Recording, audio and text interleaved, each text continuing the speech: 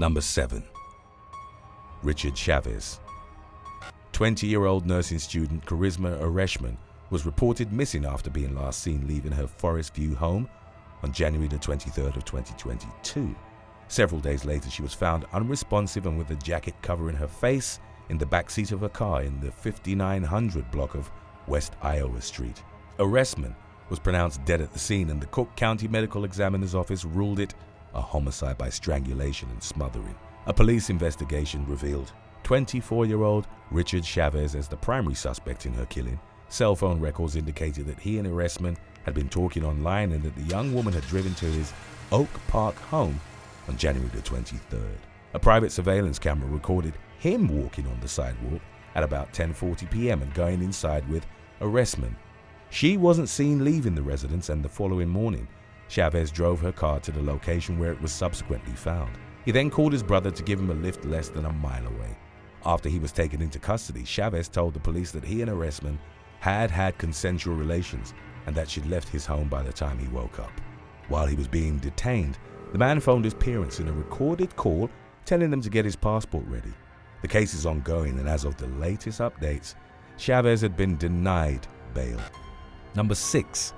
Antonio Alvarez. Bodies of 30-year-old Illinois State Police Trooper Antonio Alvarez and his wife, Amanda Alvarez Callow, aged 31, were found in a parked car of Chicago's South Side in January of 2022. Both were pronounced dead at the scene from gunshot wounds to the head. As reported by the Cook County Medical Examiner's Office, Amanda's death was ruled a homicide, while the gunshot that had ended Antonio's life appeared to have been self-inflicted.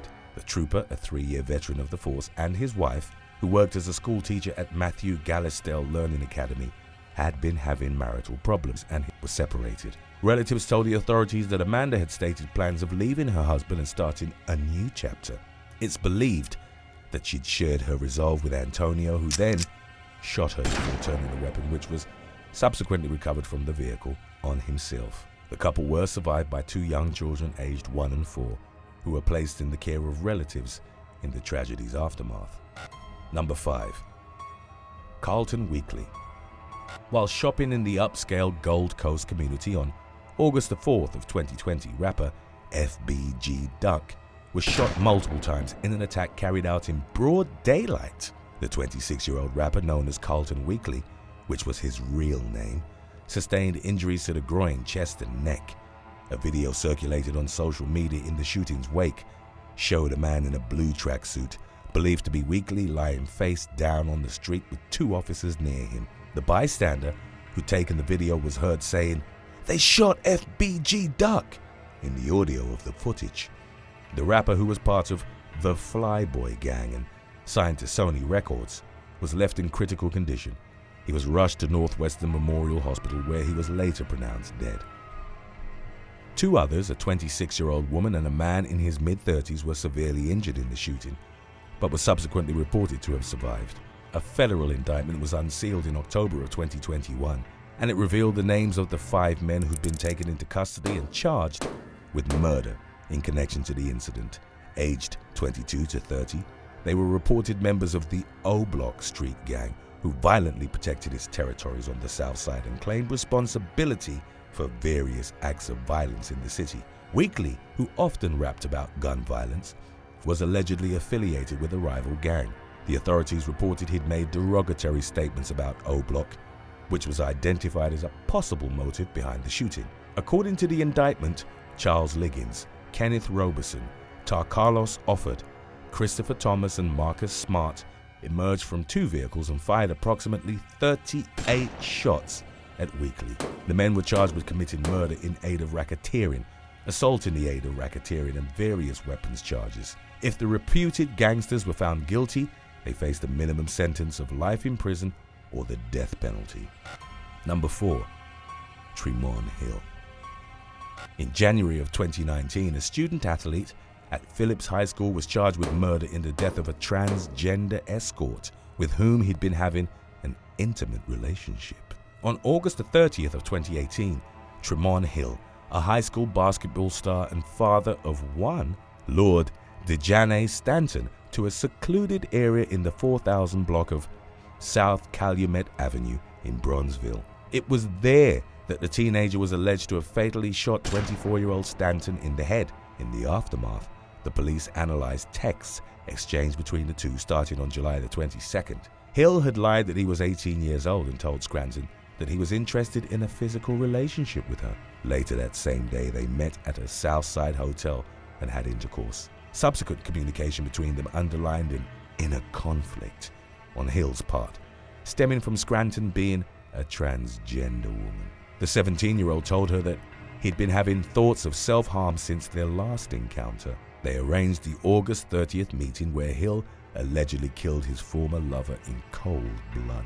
A search warrant served at the teen's home turned up a shirt and pants matching those seen on surveillance video, and the clothing exhibited small blood stains.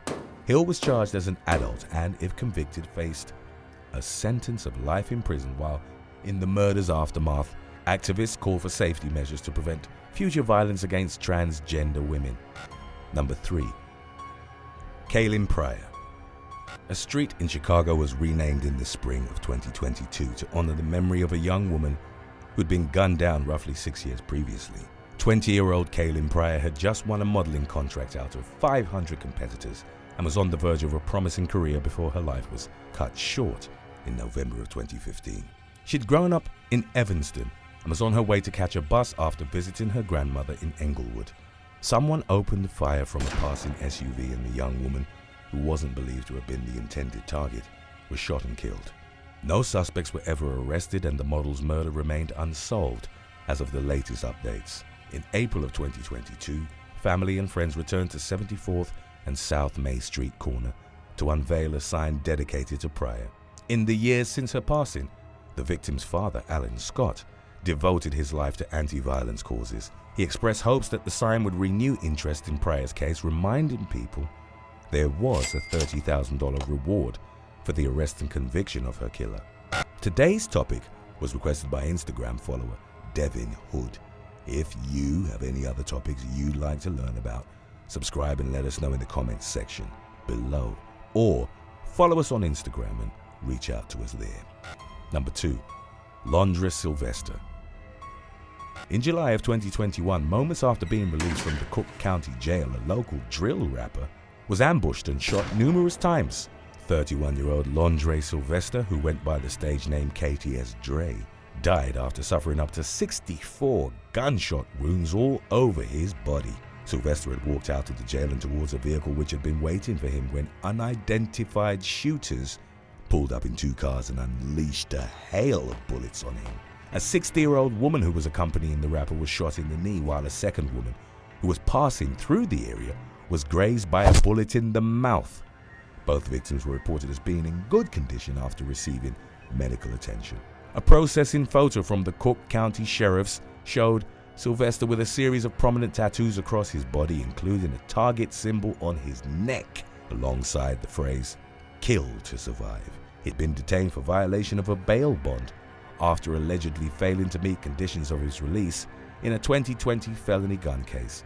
It's unclear if the brutal ambush had been gang-related, a personal vendetta, or some other form of retaliation, and as per the latest information released to the media, no arrests had been made. Number 1. Chicago Rippers. In the early 1980s, Robin Gecht, along with brothers Andrew and Thomas Kokorelis and Edward Spreitzer, carried out a series of horrific killings in Chicago and the broader Illinois area.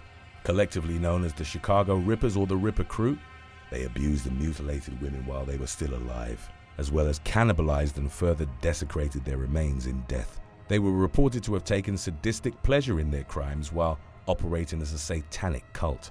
At 30 years old, the group's eldest, Gecht, was identified as the leader and mastermind, with one detective working on the case later claiming that he made Manson look like a Boy Scout. The Rippers were suspected in the disappearances of 17 women and the unrelated random drive-by fatal shooting of 28-year-old drug dealer Rafael Tirado, their only male victim.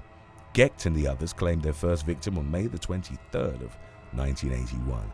They abducted 28-year-old Linda Sutton in their van, and her lifeless body was found 10 days later in a field in Villa Park, Illinois. mutilated and with her left breast amputated.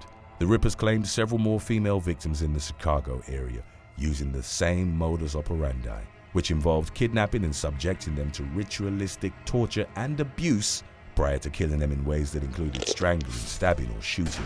On December the 6th, 20-year-old Beverly Washington, who'd become the Rippers' last victim, was found clinging to life by a railroad track. In addition to other injuries, her left breast had been amputated and her right breast was nearly cut off. She survived and gave a detailed description of her attackers in the van they'd used, which led to their arrest.